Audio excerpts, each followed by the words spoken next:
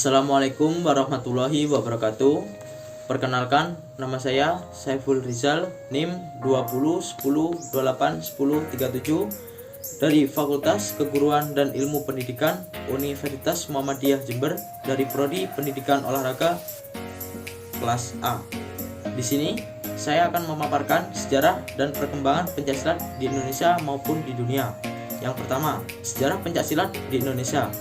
Pencaksilat merupakan salah satu jenis kesenian dan juga olahraga, yaitu seni bela diri yang berasal dari Asia Tenggara, di antaranya Malaysia, Brunei Darussalam, Singapura, Filipina, Thailand, dan juga Indonesia, negara kita. Pencaksilat merupakan tradisi kesenian yang disebar melalui tradisi Melayu Nusantara. Hingga seiring berjalannya waktu, jenis kesenian bela diri ini juga mulai tersebar ke negara Vietnam yang disebarkan oleh orang Indonesia. Hingga kini negara Vietnam melahirkan pesilat-pesilat yang tangguh dan mendirikan organisasi induk pencaksilat di negara Indonesia yang diberi nama Ikatan Pencaksilat Indonesia atau disingkat dengan IPSI. Pencaksilat telah tersebar ke seluruh kepulauan Nusantara sejak abad ke-7 Masehi. Namun sampai sekarang belum ada yang bisa memastikan kapan dan bagaimana asal mula tersebar pencaksilat ini. Ada yang mengatakan kalau pencaksilat ini tersebar karena adanya keterampilan dari berbagai suku asli di Indonesia. Keterampilan tersebut diantaranya seperti berperang yang menggunakan alat seperti parang, perisai, dan juga tombak. Contohnya seperti tradisi dan adat di Kepulauan Nias, yang mana terdapat suku yang bernama suku Nias telah menyebarkan seni bela diri sesuai adatnya, yaitu dengan menggunakan senjata parang. Yang dipercaya bahwa hingga abad ke-20 suku Nias tidak tersentuh sama sekali oleh budaya luar. Penyebaran pencaksilat, jika ditelusuri lebih jauh, sebenarnya pencaksilat ini tersebar dari mulut ke mulut, yaitu secara lisan, seperti dari guru ke murid. Contohnya, sehingga tak heran jika kita sulit menemukan sejarah tertulis mengenai pencaksilat ini. Bahkan ada yang mengatakan bahwa sejarah pencaksilat ini telah tersebar melalui berbagai kisah, seperti beberapa legenda di berbagai daerah, seperti dari daerah satu ke daerah lain dan menyeluruh ke tanah air Nusantara. Jadi tak heran jika dulu di masa kerajaan Majapahit atau Sriwijaya sangat pandai dalam bertarung, karena mereka semua, khususnya para prajurit perang, telah disiapkan ilmu pencaksilat yang tinggi agar mereka dapat bertarung dengan musuh dengan kemahirannya. Contohnya adalah legenda dari Minangkabau yang mengatakan silat dengan bahasa, yaitu yang berarti silek. Masyarakat Minangkabau meyakini bahwa pencaksilat ini telah diciptakan oleh Datuk Suri Draja dari Pariangan, tanah datar yang berada di kaki Gunung Marapi. Datuk Suri menciptakan dan mulai menyebarkan tradisi silat ini pada abad ke-11, dan pencaksilat pun akhirnya tersebar ke seluruh tanah Nusantara termasuk Indonesia.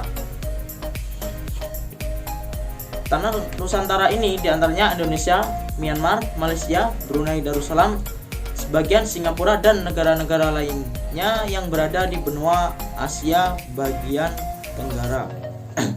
Lalu seiring berjalannya waktu, silek atau silat ini mulai dibawa dari dan dikembangkan ke berbagai negara, yaitu tanah Asia Tenggara, oleh para perantauan. Mungkin Anda pernah mendengar kisah Silat Cimande, kisah yang menceritakan tentang seorang perempuan yang melakukan silat dengan meniru dua hewan, yaitu monyet dan harimau, dan masih banyak lagi para tokoh silat lainnya.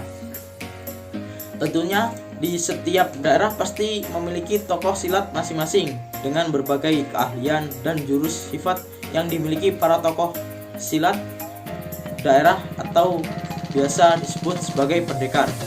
Para pendekar tersebut contohnya adalah Si Pitung dari Betawi, Hang Tuah, dan Gajah Mada dari Jawa, dan masih banyak lagi pendekar-pendekar sebagai tokoh silat di daerahnya masing-masing yang memiliki keahlian berbeda-beda pula.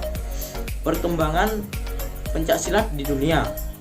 Pada abad ke-20 Masehi, pencak silat semakin berkembang pesat hingga mendunia dan telah resmi menjadi cabang ilmu olahraga kompetensi yang dibawahi oleh Persekutuan Pencaksilat Antar Bangsa atau yang disebut dengan Persilat atau The International Pencaksilat Federation, sehingga pencaksilat telah dipromosikan oleh Persilat ke berbagai negara hingga ke 5 benua agar pencaksilat masuk dalam cabang olahraga yang dapat dijadikan cabang olahraga yang masuk dalam Olimpiade.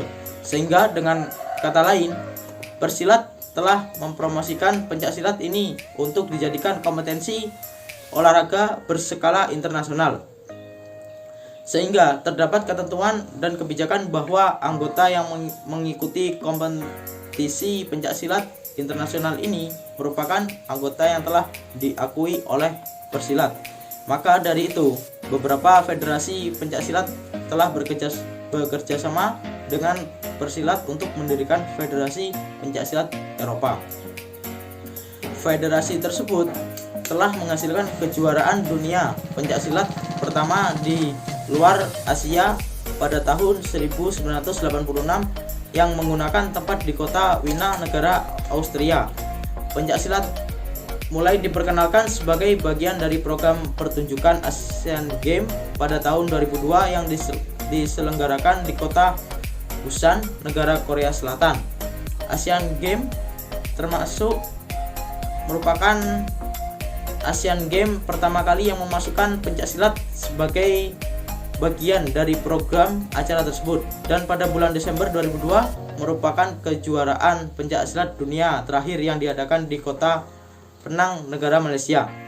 Persilat bukan hanya berusaha memasukkan pencaksilat sebagai pertandingan olahraga saja, melainkan juga mengupayakan untuk tidak melupakan tradisi lama dengan memperkenalkan beberapa aliran tua yang salah satunya adalah silat ke berbagai negara di belahan dunia. Dari aliran-aliran atau berbagai gaya yang disebarkan, ada ratusan bahkan ribuan yang berhasil diajarkan dan diperkenalkan di berbagai perguruan negara-negara asing. Sekian pemaparan kali ini. Apabila ada kesalahan, mohon maaf. Sekian dari saya. Wassalamualaikum warahmatullahi wabarakatuh.